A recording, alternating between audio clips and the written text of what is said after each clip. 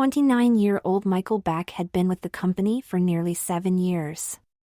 Carrying a slim build and barely reaching 5'9", he could hardly rely on the same intimidating tactics that worked for the other upwardly mobile power brokers and firm. Instead, Michael relied on charm, the power of negotiation and good old-fashioned work habits to move slowly but surely toward the top. Today was special for Michael on 2 counts. It was his first day holding the new position of Vice President Special Services. Michael was new to this division, but he wasn't about to complain about a vice presidency. Second, there was his new secretary, the serviceable if not seductive Stacy Wellman. Although this position wasn't new to her, she already had designs on bigger and better things. It might be a man's world, but it wasn't going to interfere with her career goals. She was daydreaming about her new boss, her next step up the corporate ladder, and how to get there when Michael came strolling past her on the way to his new office. She smiled, adjusted her bra and poured a cup of coffee to greet him. Her plan was going to work. "Good morning, Mr. Beck, and might I be the first one to congratulate you on your promotion. I'm sure you're going to love it here in Special Services." "Thanks, Stacy, right?" "Right, Mr. Beck," handing him a steaming cup of coffee. "Oh, thank you, Stacy. But call me Michael. My father's Mr. Beck." Stacy offered up her best laugh to ingratiate herself. Michael seemed to like the attention. It was new to him. "Okay, Michael," Stacy smiled as motioned to his idle coffee cup sitting on the desk. "Drink up. There's plenty more where that came from." A look of pleasure swept Michael's face as he took his first sip. "This is delicious. The best coffee I've ever had." "What is it?" "Oh, just a little mixture I brewed up for us. I call it Harvest Blend." Stacy once again adjusted her bra. This time it had the desired effect on Michael as his rigid sense of self-consciousness began to dissipate, allowing him to drink in Stacy in all her splendor. She sat attentively in his guest chair. Ample breasts encased delicately in a sheer white blouse that revealed more than just their voluptuous outline.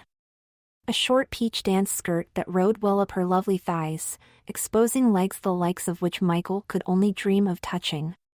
And feet strapped into sexy black patent 4-inch heels. Stacy was a knockout. "It's okay, Michael. Go ahead and look. I get those looks from all the guys." Michael realized a moment too late that his furtive glances had become wanton stares. Embarrassed by the situation, he turned crimson and averted his eyes. "I'm sorry, Stacy. I'm really not like that." Looking back to her, "It won't happen again." "Oh, don't worry about me. We girls get used to it after a while," she smirked. "Anyway, what's the harm in just looking, right, Michael?" "Ah, right. Right." He swallowed hard as he finished his coffee. "How about another cup?" Stacy volunteered. "That sounds great, thanks." Stacy leaned over his desk, intentionally exposing her cleavage with a smile. "I'll be right back." While she was gone, Michael decided he'd better get a grip on the situation, so he pulled out the departmental manual and began to get acquainted with his new department. On his desk he noticed a nail file and absent-mindedly began to shape his nails. "These really do need some work," he noted. As Stacy returned and set down Michael's coffee refill, she smiled. "Those nails really are taking shape." Michael felt a little self-conscious at the remark, but continued filing away his nails, which were beginning to reshape into lovely ovals. "I mean, if you want to go to the top you have to look the part," she confided. "Here, try this nail enamel." "But I've never used nail enamel before," he said nervously. Stacy passed him the small bottle. "A pretty shade of pink." "Don't be silly, lots of guys use nail enamel around here." You don't want your nails showing ugly cracks, do you? Taking the bottle, Michael slowly began to brush out the polish over his nails. I guess you're right. This really does look a whole lot better, he beamed as he held out his hands to inspect his work. His nails were now at least ovals, beautifully tapered. He smiled at the effect that the bright pink polish had on his hands. You really are going to be a great addition to special services, Stacy said encouragingly. With that she got up, taking Michael's coffee cup for another refill. Momentarily Michael's mind returned to the business at hand as he reopened the new manual for special services. He was eager to learn all the ins and outs of the department he now headed. Here you go. Stacy handed Michael his coffee cup and he lifted it with a nod of thanks as he continued reading the manual. This manual is huge, he remarked with growing discomfort. I know. The last vice president just had me tell him about it. Saves a lot of reading and wasted time on the job, Stacy offered. Michael was beginning to fidget. He looked somewhat uncomfortable as he began to pull and tug on his heavily starched shirt collar. That's a great idea. I'm having a tough time getting going this morning, he grinned with increasing discomfort. Michael, that shirt collar looks like it's driving you crazy.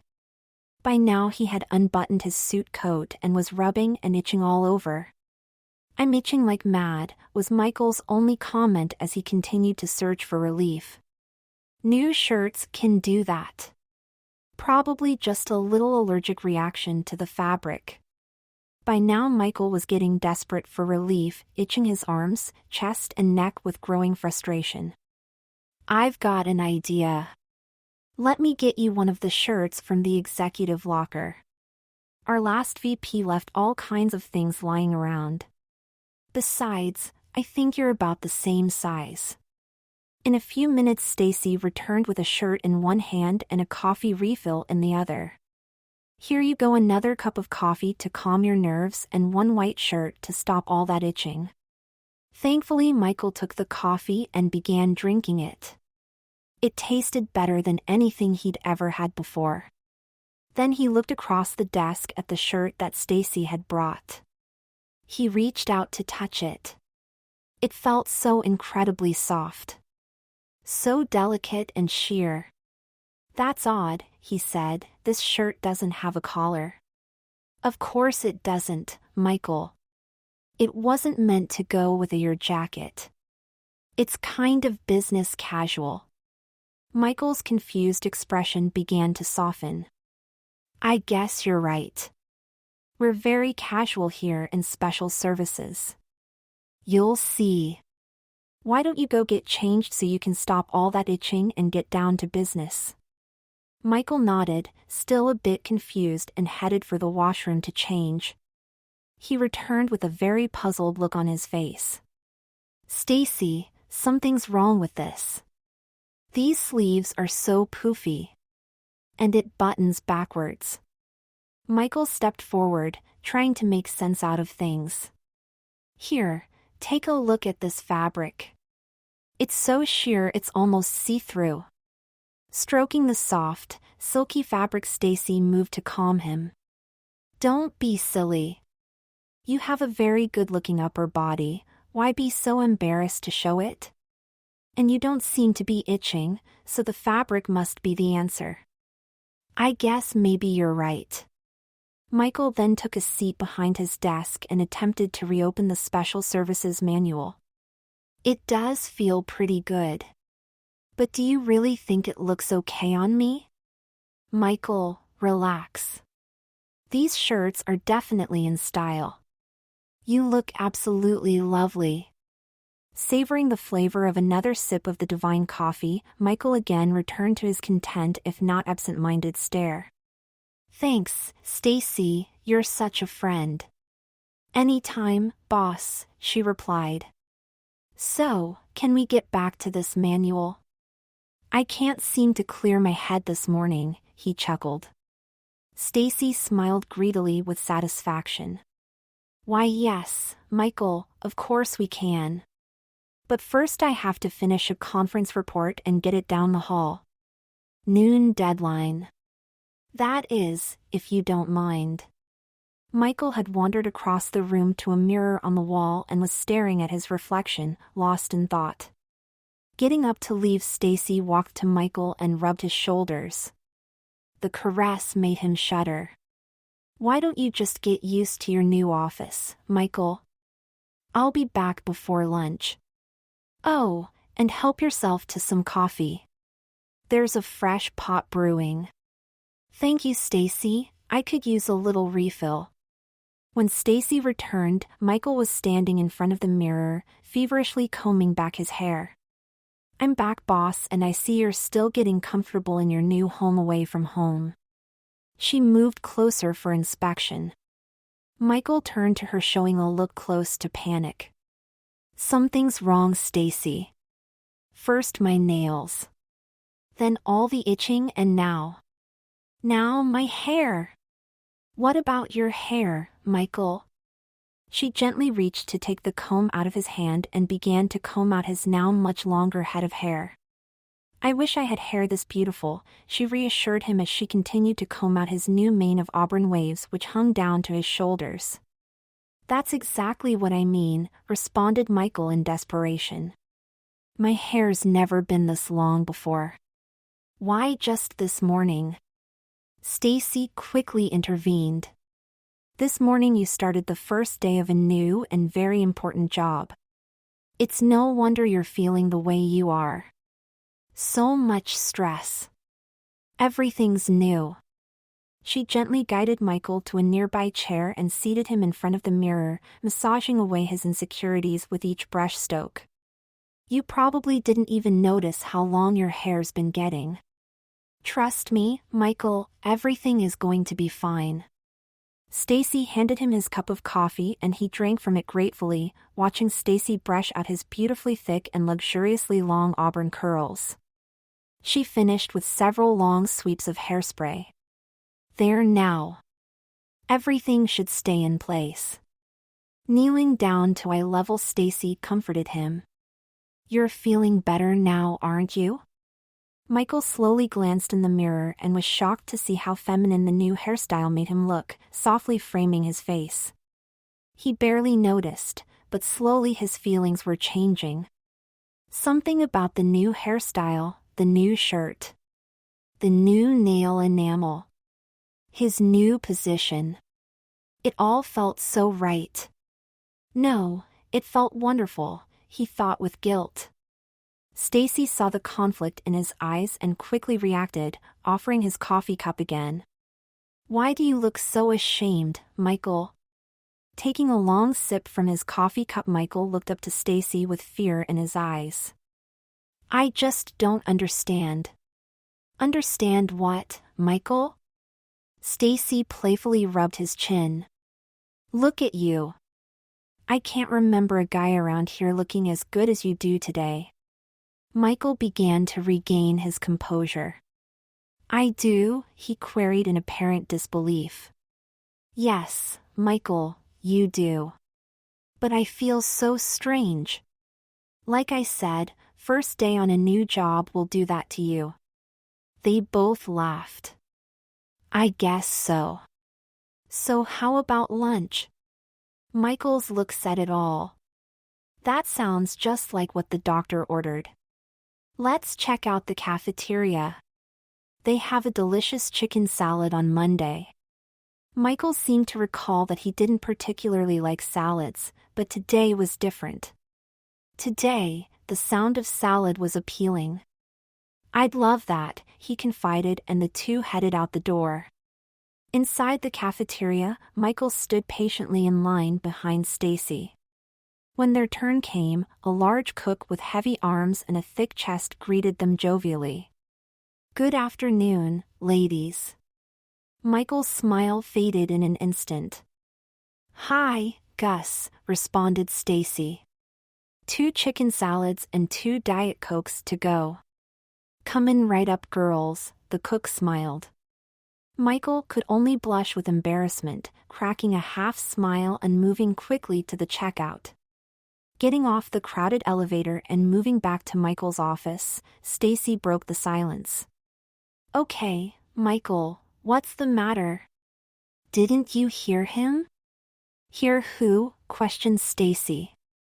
"The cook. He called me a lady." "Oh, that." Stacy chuckled. "Gus greets so many people. He just made a mistake. Don't take it so personally." Michael softened and began to nibble on his salad. After lunch, Stacy returned to Michael's office with 2 fresh cups of coffee. 2 cups of the daily special. Harvest blend. 1 for you. And 1 for me. As Michael slowly sipped his first cup of the afternoon, his mind drifted. He had great difficulty crossing his legs. Stacy seized the moment. "You really should do something about those pants. They look awfully tight." Michael snapped back to attention, noticing for the first time that Stacy's observation was correct. He readjusted his legs uncomfortably. "You're right. These pants are killing me. Guess your new suit isn't working out too well, is it?" "It felt fine this morning." "Well, this is afternoon, young man. And we won't have you suffering another minute, will we?" Michael began to fidget with his newly enameled fingernails, not knowing what to say. "What did you have in mind?" "Let me handle it." With that, she was up and out of his office.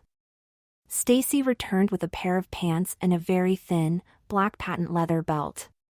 "Here, go and try these on for size," as she motioned Michael down the hall.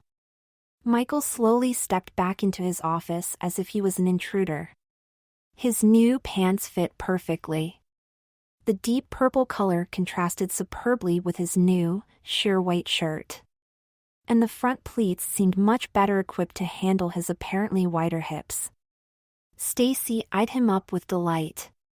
"Michael, you look absolutely fantastic." He couldn't believe it. "But Stacy, these pants are purple. They have pleats. And look at this belt. It looks like a..." "Michael, don't go getting all neurotic on me. Purple is very in these days. And those pleats really work with your figure." I don't know. I'm feeling kind of like you need another cup of coffee." Stacy offered yet another cup of coffee, Michael, who seemed more drawn to it with each passing cup. Somehow the coffee was easing him, settling his nerves and making him feel everything was all right. Moving around the corner of his desk and seating himself, Michael finally gave up on the Special Services Department manual, closing its cover and reclining in his chair. As he did, he gratefully kicked off his wingtip shoes to massage his feet. Stacy smiled knowingly. "Poor baby, your feet ache, too?" Stacy comforted. "Yes, these shoes are giving me fits," Michael hastily responded. "My arches are killing me." "We can fix that. Stay right here. I'll be back in a flash." A minute later, Stacy returned with a shoebox in hand. "What's this?" Michael asked with growing curiosity. "Try these on. They work wonders on high arches like yours." Michael opened the box and was shocked to discover a pair of 4-inch white, patent leather pumps with matching ankle straps. "But I can't wear these, Stacy. These are women's shoes."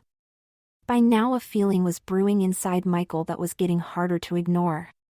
Somewhere deep inside a voice was rising, demanding to be heard. A powerfully seductive yet soothing voice that told him everything would be all right. He fought the feelings inside him, but outside he didn't sound convincing. Stacy could see he was beginning to crack. "Of course they are. But you said your arches were killing you." "Well, they are." "Then try them on. What have you got to lose, except your aching feet and a little male pride?" "I guess you're right, Stacy." Stacy eagerly watched as Michael slowly slipped his small feet into the pair of heels. He wiggled them in amazement. The tiny shoes fit his feet perfectly. Stacy bent down to buckle his new ankle straps. "See, I told you they'd fit. And they look great on you," she complimented. "Walk around, try them out. See how they feel." Michael got up, slowly balancing himself on the precious high heels for the first time. He took his first few steps with surprising ease. "My feet feel wonderful," Michael beamed to Stacy. "These shoes really are comfortable, Stacy." "Told you so." "Leave it to a secretary to get it right," she laughed. Michael began to giggle. Sashaying with newfound confidence in front of his office mirror, Stacy temporarily excused herself. She returned with a pot of coffee and several packets of powder. Michael was now back behind his desk. He was fixed on the front cover of his new Special Services manual. "Stacy, something's not right about all this. Look at me. I can't walk around here like this. What's everyone going to think?" Clearly, Michael was having second thoughts about all the changes around him. "What's not right, Michael? You're in charge of this department now. So you set all the rules, don't you?" "I guess I do." "Then there's no problem, right?" Michael nodded, still not convinced. "Anyway, here's another cup of your favorite brew." Then opening the contents of a small packet, she began to mix them into his cup. "Try this new sugar substitute. I love it. Hope you don't mind." Absent-mindedly, Michael replied. "No, guess I'm up for trying all kinds of things today." Stacy handed him a new cup of coffee and he drank with deep satisfaction. "I've got to tell you, Stacy, you make the best brew I've ever tasted." As Michael continued, his voice began to break, its pitch becoming higher. "And this sugar substitute is absolutely divine." It was apparent Michael's mood was changing with each passing sip of coffee. "Why, thank you, Michael." Stacy sat back with a smile and savored the moment, waiting for something to happen. A few moments later, Michael, in a very high-pitched squeak, nervously questioned Stacy. "What's happening to me, Stacy? My voice. What's happening to my voice?" Stacy addressed Michael with mock reassurance. There. I know this is all kind of sudden for you." She moved toward a frightened and cowering Michael. He was touching his chest as if discovering something new for the first time. Stacy leaned in to inspect his budding chest. "I see things are developing well your first day on the job." Michael was almost in tears, his voice and now his chest betraying his masculinity. "My chest. Chest. It hurts. Why is all this happening to me?" "Oh, don't be foolish, dear. You're going to be perfectly fine in just a few minutes." Lifting the pot of coffee, "More coffee?" "I don't think." Michael was now almost doubled over, clutching his chest, a pained and bewildered expression written all over him. "Of course you don't. Or at least you won't in a few minutes." Staggering to get back into his seat, Michael searched Stacy's face for answers. "I don't understand, Stacy." Gasping, he panicked for assistance. "Please, Stacy. Please." Abruptly walking away, Stacy returned momentarily with several rolled-up garments in her hand. "Of course I'll help you, dear. Isn't that what I've been doing for you all day?" She then carelessly flung the ball of clothing toward Michael, commanding him to get up now. "Go get changed and make yourself more presentable," Stacy demanded. "Everything's ready for you in the executive locker." The next day, Stacy arrived at work dressed for Wall Street in a light gray business suit. The peplum cut cinched her figure and flared to accentuate her hips. A matching skirt clung to her long legs at mid-thigh. Arriving at her new desk, she set down her attaché case and then picked up the phone. "Michelle? Please bring me a cup of coffee and the morning paper, would you, dear?" "Certainly, Miss Wellman." Michelle was radiant as she poured her new boss a cup of coffee, her ruby red lips grinning from ear to ear. She entered Stacy's office carrying a tray of coffee. Carefree, she strolled to a nearby table. Today, she was wearing a black leather micro mini and back-seamed black stockings. Her black and white, leopard print blouse was ruffled and bounced freely with each step. Its low, plunging cut accentuated her new size D breasts that proudly burst forth, announcing her newfound femininity. Gingerly, Michelle set down the tray and began to pour Stacy coffee, making sure not to chip the red gloss polish from her new 1-inch nail extensions. As she turned with a sexy twist toward Stacy, no one could tell Michelle had never worn 6-inch heels. They were rapidly becoming her favorites. Efficiently, she served Stacy coffee and sat down, carefully crossing her legs and picking up a pad of paper and pen. As she waited, Michelle absent-mindedly blew a bubble, breaking Stacy from her coffee and her morning newspaper. "Now, Michelle, I won't tolerate gum chewing in my office," she chided. Michelle blushed and giggled in her ditzy, new soprano voice. Stacy continued. "Now then, today's your first day on the job, so we have a lot of ground to cover, young lady. My expectations are very high. That goes for all the girls that work for me, but especially for you, Michelle." Michelle sat up straight, tugging on her short skirt to cover even the tiniest bit of thigh it was capable of hiding. "Yes, ma'am." Suddenly a wicked grin crossed Stacy's face. Leaning forward, she picked up the Special Services Department manual that they had failed to cover the day before. She waved it tauntingly in front of Michelle's demure face. "Perhaps now you have a little better idea of what the Special Services Department is all about?" "Recruitment, my dear Michelle." "Recruitment. Too bad you didn't take the time to read the manual yesterday." She laughed heartily and went back to reading the morning paper and sipping her coffee. Michelle was already back at her reception desk, busy filing her nails and chewing gum. Stacy grinned with satisfaction. "That girl doesn't make a bad cup of coffee."